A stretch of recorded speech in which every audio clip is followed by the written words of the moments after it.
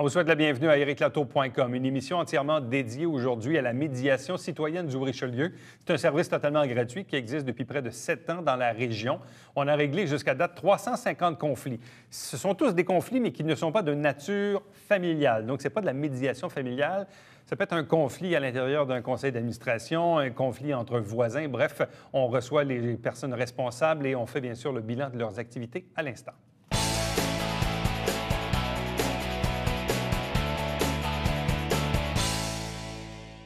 On vous parle de la médiation citoyenne, ici même dans le Haut-Richelieu. Ça existe depuis près de 7 ans maintenant. On a même tracé un rapport d'activité des 6-7 premières années d'activité. 4 invités pour en parler. D'abord, Michel Lemaire, qui est le directeur général de Justice alternative du Haut-Richelieu. Bonsoir. Bonsoir, Eric. De même que Jacques Lalanne, qui est le coordonnateur de la médiation citoyenne. Bonsoir. À vous. De même que Bernadette Pelletier, qui est la répartitrice. Bonsoir à vous. Bonsoir. Et réparatrice, pardon. Hein? Réparatrice ou répartitrice? Répartitrice. Bon, voilà, je voulais juste être bien sûr. Et Lucille Mété, qui est une médiatrice. Oui. Bonsoir et bienvenue. Bonsoir. Je vais commencer avec vous, Michel. Tout d'abord, peut-être pour les gens qui Nous sommes tous des médiateurs aussi. Aussi. Tout à fait, oui, tout à fait. Je vais commencer avec vous, Michel. Juste peut-être nous rappeler ce que c'est que Justice alternative du Haut-Richelieu. Bien, Justice alternative du Haut-Richelieu a 2 grands volets. Le volet qui est le plus connu, c'est au niveau du système de justice pour les mineurs, donc l'application des mesures, la mesure la plus connue, les travaux communautaires.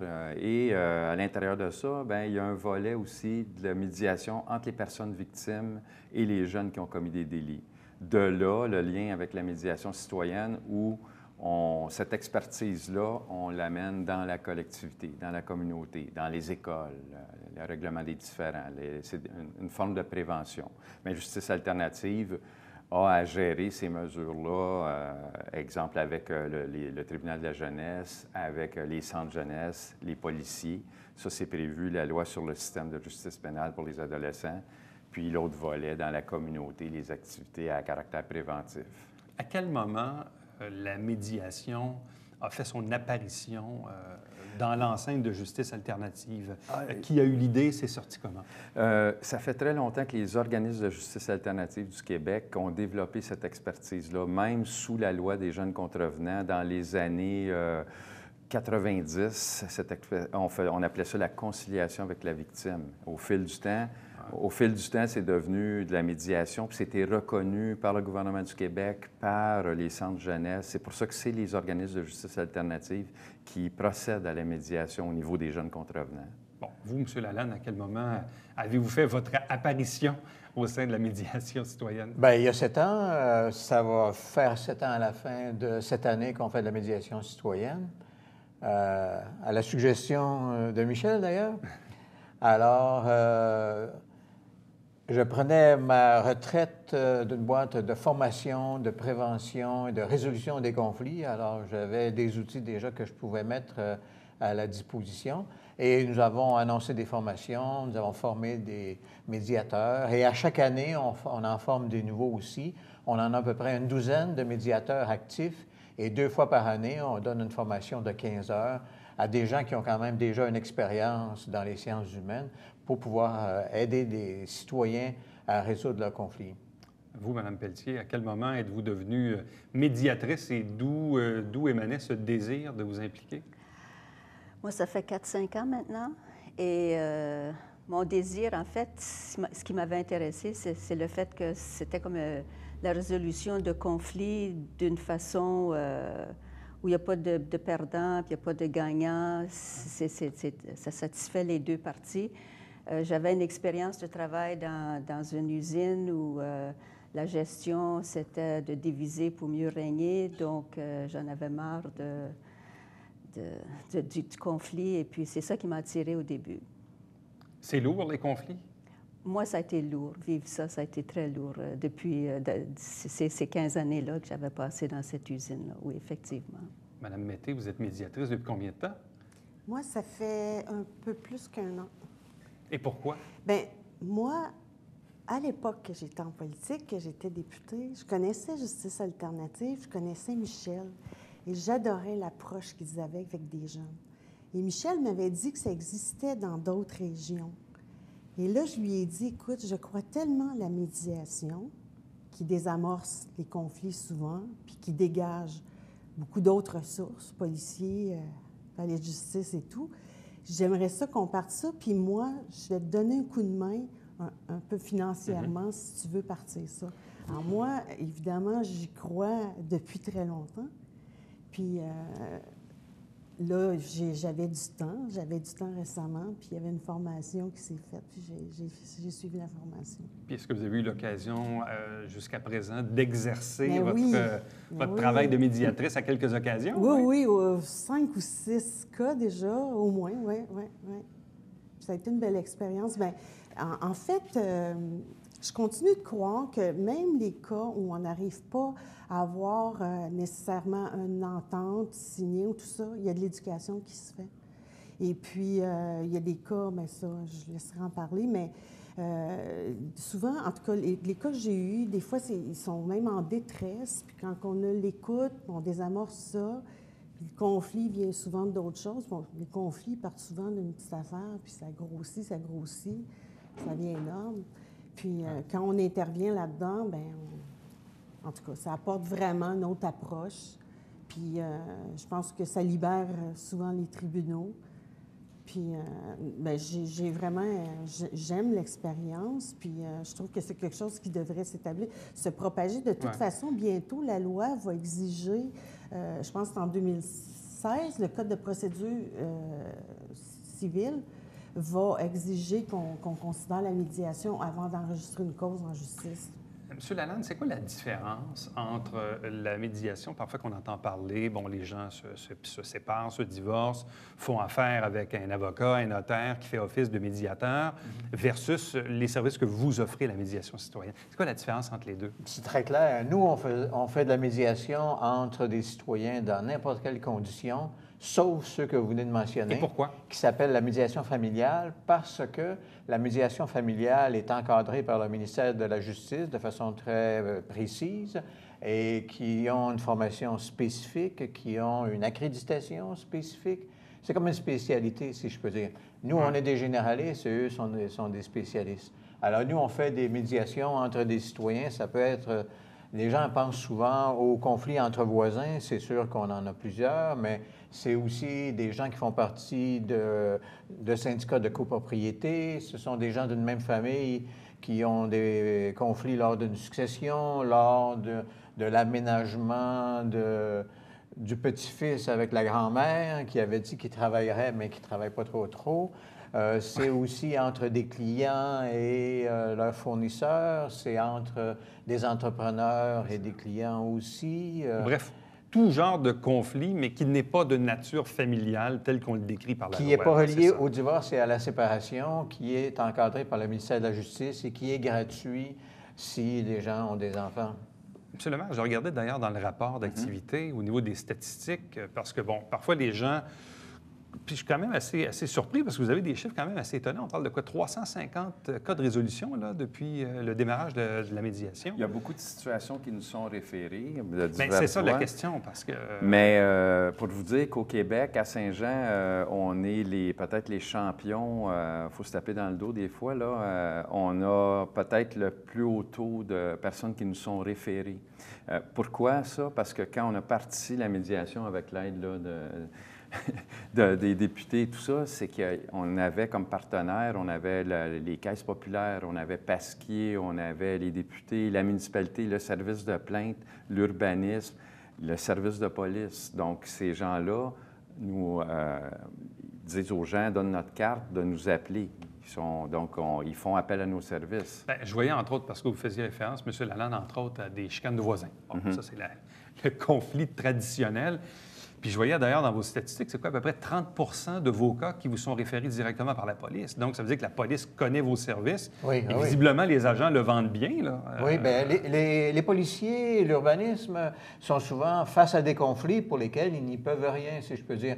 Alors, des voisins qui ne s'entendent pas sur la façon de stationner, sur jusqu'où le chien du voisin peut venir jouer avec les enfants de ce côté-ci, sur l'eau qui s'écoule du toit de l'un, sur le terrain de l'autre, sur la haie qui est rendue envahissante d'un côté à l'autre du voisinage. Alors, les policiers doivent y aller quand ils sont demandés par un citoyen. Ils ne peuvent pas trier, si je peux dire, les appels. Mais lorsqu'ils sont rendus là et qu'ils écoutent l'histoire de ce citoyen, ils se rendent compte qu'il n'y a rien d'illégal, il n'y a rien de criminel, il n'y a pas de sang qui coule, comme on dit des fois, et ils donnent notre carte à ces gens-là. Madame Pelletier, dans la résolution d'un conflit, lorsqu'on fait appel au médiateur, qui doit faire appel au médiateur? Bien, le voisin, la personne qui a un problème, le citoyen qui a un problème. Est-ce que les gens, sont sont parfois gênés de faire appel à un médiateur? Je dirais que oui, mais ils sont plutôt gênés quand on leur demande qu'est-ce que vous avez fait jusqu'à date. Et là, on s'aperçoit qu'ils ont été gênés, ils n'ont pas osé parler aux voisins. Quand vous appelez l'autre partie, parce que prenons un exemple, il y a une chicane, je ne suis pas bien là-dedans, je vous appelle, et là, c'est quoi? C'est vous qui appelez la partie qui est opposée directement? Là, vous dites bonjour, je suis médiatrice à la médiation du Haut-Richelieu. Votre voisin a fait appel à nos services. Est-ce qu'on peut se rencontrer? Ou comment ça fonctionne? Je sais pas. Grosso modo, comme ça, oui, effectivement. C'est que le voisin nous appelle, on l'écoute. Le citoyen nous appelle, on l'écoute. Et on lui explique comment la médiation fonctionne. On lui demande s'il veut continuer dans cette voie-là. S'il dit oui, on dit c'est correct. On lui demande l'adresse, les coordonnées de son voisin. Et quand on reçoit ça, ce qu'on fait, c'est qu'on envoie des lettres aux deux. Ouais. Et grosso modo, les lettres disent les mêmes choses. C'est quoi la médiation? Et puis, dans la lettre... Ça vient officialiser le processus? Et en même temps, ça demande au voisin s'il veut continuer là-dedans. Est-ce que les gens sont surpris quand vous les appelez pour dire, je ne sais pas moi, votre voisin ou votre ami ou une connaissance à vous s'est plaint de telle situation? Puis, souvent, ils sont très surpris, même est-ce qu'ils sont étonnés. fâchés? Oui. Oui, même des fois, ouais? oui. Le maudit fatigant, il vous a appelé, hein? C'est ça, il vous a appelé. Je sais pas, non, mais oui. Les gens réagissent comment? Bien, c'est certain qu'il y a toutes sortes de réactions. Et puis, au Québec, on est un peu en retard, on peut dire, là-dedans, parce que ça marche à l'inverse. Les gens vont penser à l'avocat, vont penser à la police, mais tu sais, on regarde la diplomatie internationale. Les premières méthodes qui sont prises, c'est la médiation. Donc, au Québec, il faut renverser la vapeur et dire, puis le gouvernement va légiférer dans ce sens-là en disant, allons vers ces modes de résolution de conflits-là avant d'aller le moyen le plus lourd. Donc, il y a diverses réactions. C'est sûr que les gens n'ont pas le réflexe. Ils vont appeler la police avant de nous appeler souvent. Mais ça fait son chemin. Là. Donc, vous évitez, dans le fond, parce que oui, on peut faire appel à la police ou faire appel aux petites créances, ou je ne sais trop, là, mais visiblement, vous évitez parfois de très lourds processus. C'est une forme de prévention. Là. Il y a un policier qui disait ça quand on a lancé le service. Il disait... La médiation citoyenne fait de la prévention avant que ça devienne criminel. Oui. Parce qu'une chicane de voisins peut dégénérer. Là. Nous, on travaille pour favoriser un règlement à l'amiable. On n'a aucune autorité. On amène les gens à communiquer de façon constructive. On les amène à examiner des nouvelles solutions, souvent auxquelles ils n'avaient pas pensé, et à trouver une façon de fonctionner qui pourrait convenir à l'un et à l'autre. Vous dites dans votre rapport, j'ai trouvé ça très amusant, il y a un paragraphe qui dit... que l'orgasme, vous saviez qu'il fallait vous parler de ça, que l'orgasme du médiateur, c'est la rencontre physique entre deux individus qui se termine par une poignée de main. Oui. Or, ça n'arrive pas toujours, c'est pas comme dans les films, là. Bien, c'est-à-dire que, justement, il y en a beaucoup qui se règlent en amont. Prenons la situation la plus simple, le citoyen nous appelle, on l'écoute, comme Bernadette vient de souligner, souvent une bonne demi-heure, quelquefois 1 heure, parfois plus même. Oui. Et là, on comprend la situation du citoyen et en même temps, on examine avec lui sa situation. On lui demande qu'est-ce qu'il a fait jusqu'à maintenant pour régler ça, qu'est-ce qui s'est passé. Comme Bernadette a souligné, souvent, il n'en a même pas parlé à son voisin. Et souvent, le voisin, il n'est pas content. Il dit pourquoi il ne vient pas m'en parler.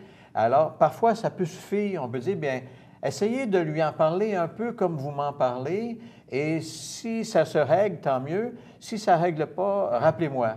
Une deuxième étape, c'est que des fois, il dit, non, je ne suis pas disposé à y en parler. Comme vous avez souligné tout à l'heure, nous appelons, après avoir envoyé une lettre comme de raison pour être bien reçu. Puis on dit, bien, votre voisin a un problème qu'il voudrait régler avec vous et tout ça.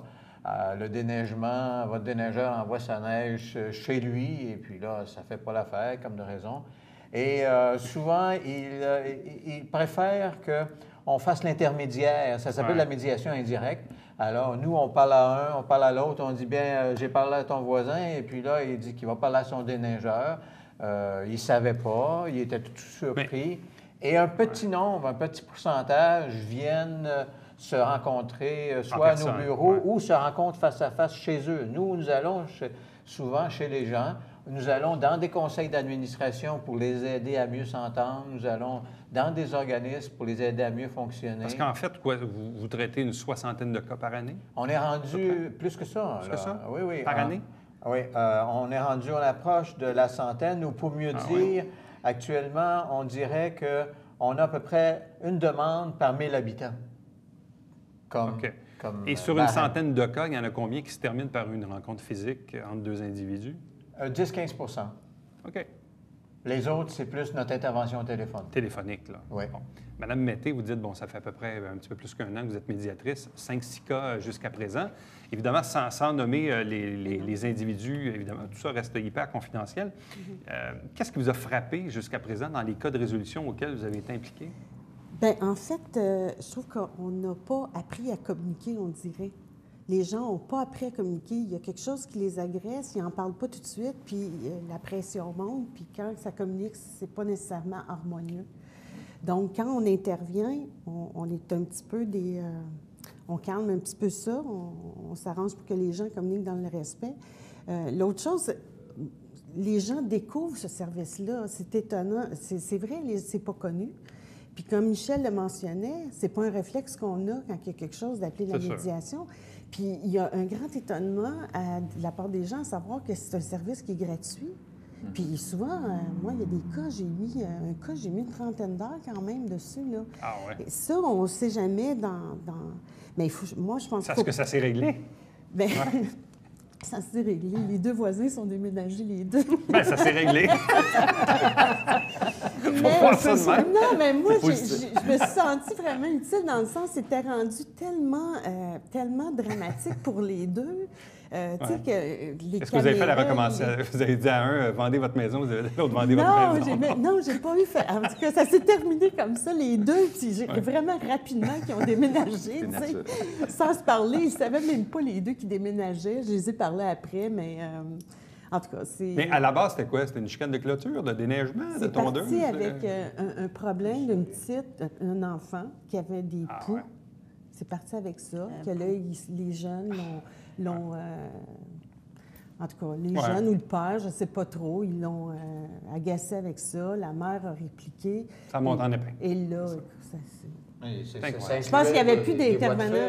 Tu sais, la police est allée, je ne sais pas, au moins 10 fois chez eux. Au moins 10 fois. Alors moi, quand je suis arrivée là-dedans, la police a pris un répit. C'est moi qui ai pris un petit peu la relève. Si je peux ajouter, la fin de l'histoire, c'est que les gens ont déménagé. Mais pendant le temps où Lucille est intervenue, le climat était plus parlable, serein, comme on dit en français québécois. Michel? Mais la médiation, ça a beaucoup d'impact. Il y a une étude qui va sortir là, chez les jeunes contrevenants. 42 000 jeunes qui ont commis des délits, qui ont toutes sortes de mesures à accomplir. Et les chercheurs, ce qu'ils ont vu, la mesure qui a le plus d'impact pour tout le monde, les jeunes, les victimes, la communauté, c'est la médiation. Parce que c'est une solution qui appartient aux gens.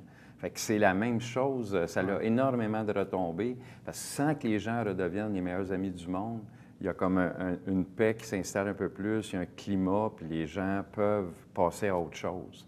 Fait que c'est méconnu, parce qu'on fait référence à tel modèle, puis la médiation familiale, mais la médiation pénale, la médiation citoyenne, la médiation de quartier, c'est beaucoup de succès, là.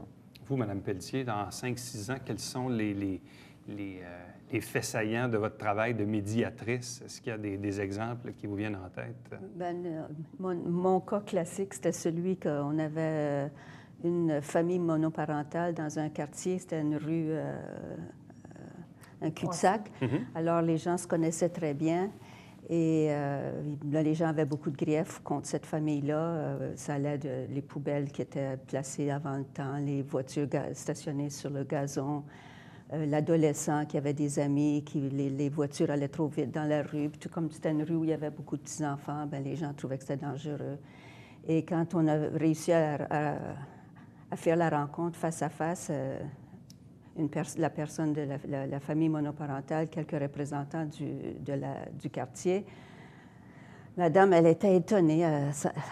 Elle n'était pas du tout au courant de tous ces griefs-là. Et ça a fini que, bon, ben, il y a eu, les gens ont promis de l'aider à régler tous les problèmes.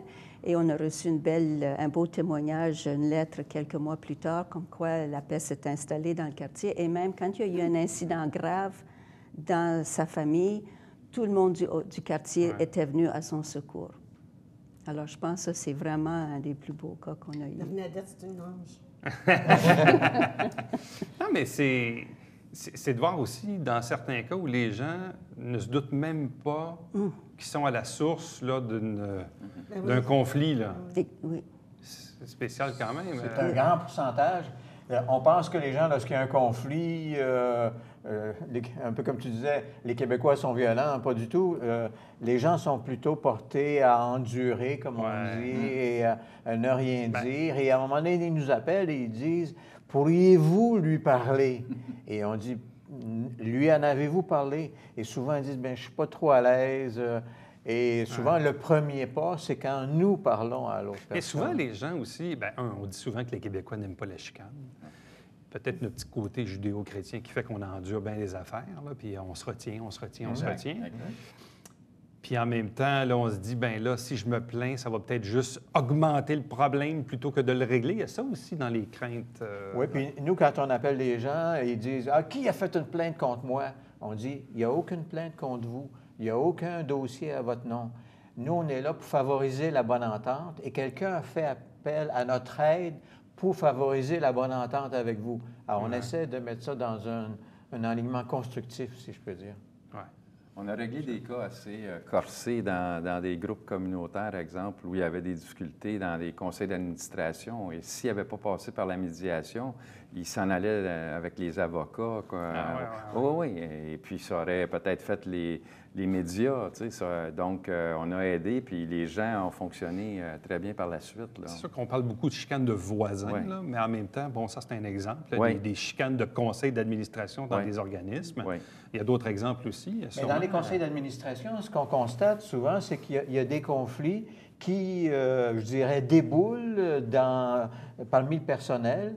Dans certains cas, on a eu des médiations à faire parmi des membres du personnel. On se rend compte à un moment donné qu'il y a un dysfonctionnement dans le conseil d'administration qui fait que les directives sont imprécises et à ce moment-là, les employés se querellent sur c'est ma responsabilité, le CA me l'a dit, l'autre il dit non, c'est la mienne, le CA me l'a confié. Et ces imprécisions, et souvent les imprécisions, une mauvaise connaissance des règles du jeu, une mauvaise connaissance des responsabilités spécifiques qui appartiennent au CA et qui appartiennent au directeur général. En particulier, c'est souvent ça qui a besoin d'être éclairci. Vous avez combien de médiateurs? Une douzaine. Une douzaine? Est-ce que vous êtes parfois en recherche? Alors, on est toujours en recherche et c'est intéressant de voir que l'équipe se renouvelle un peu. Souvent, les gens font de la médiation pendant 3 ans, 4 ans et après, ils nous disent, bien, je vais aller faire un autre genre de bénévolat. Il y en a comme Bernadette et moi qui restent plus longtemps.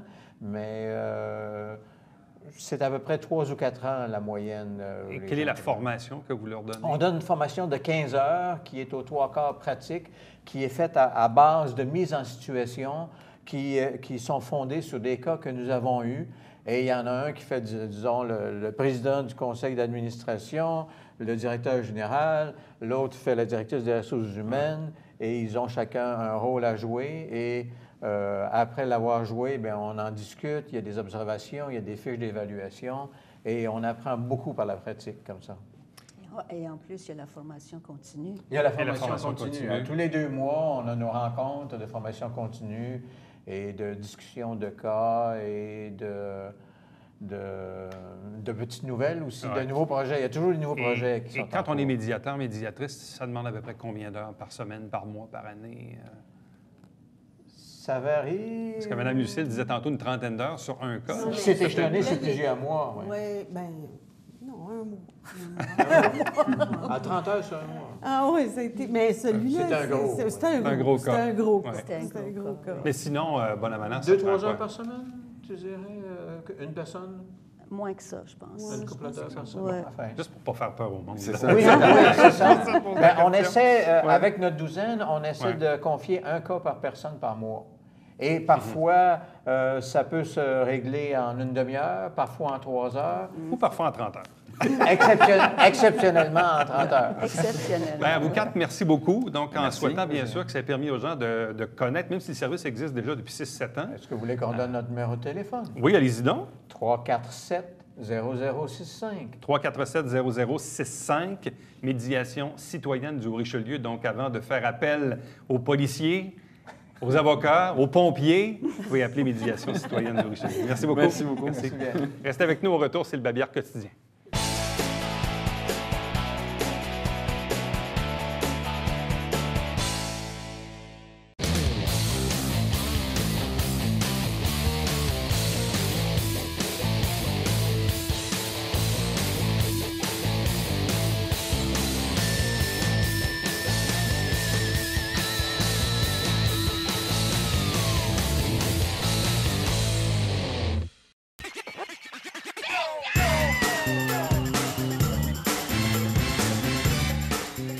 Pour vous divertir dans le confort de votre foyer, Télébingo TVHR, tous les dimanches matins, 9h30, avec votre meneur de jeu, Alain Rameau.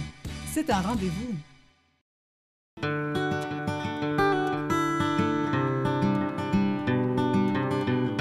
Coulisses Bêta version 3.0, de retour l'hiver 2015.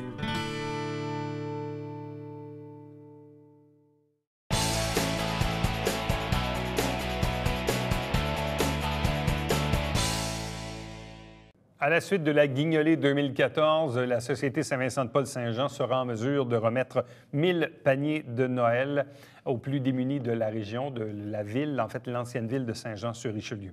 À chaque semaine, on vous présente des extraits du Conseil de ville. L'émission s'appelle Saint-Jean-sur-Richelieu. Vous avez la grille horaire.